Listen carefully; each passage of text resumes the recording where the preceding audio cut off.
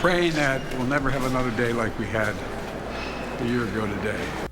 President Joe Biden reflecting 1 year after a mob of Trump supporters stormed the U.S. Capitol in an attempt to stop the certification of the 2020 presidential election. A year later, local lawmakers tell TV5's James Felton about their experiences during the January 6th insurrection.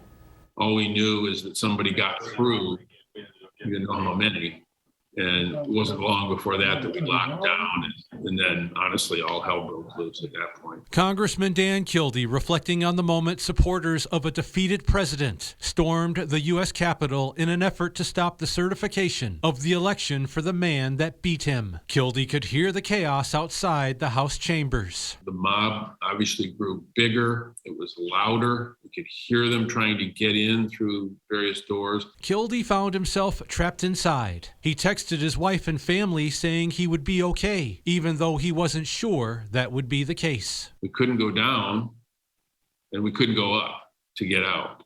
And we were just stuck with, a handful of police officers with their handguns, with their sidearms against this really dangerous mob.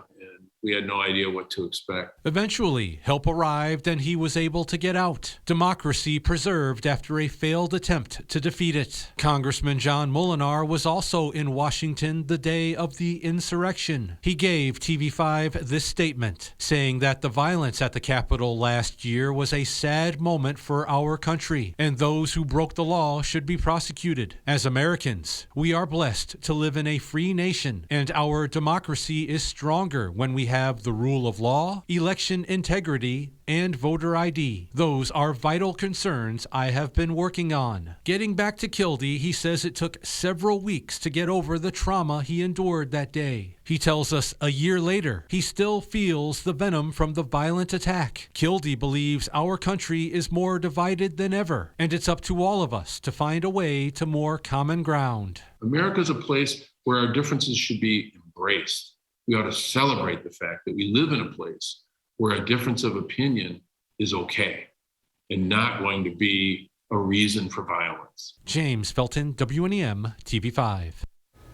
Michigan Attorney General Dana Nessel also issued a statement marking the 1 year anniversary of the deadly insurrection. In it, she says the biggest threat to our democracy comes from within our own borders. It reads in part, some will respond to today's anniversary by doubling down on the dangerous lies that led to the January 6th riot.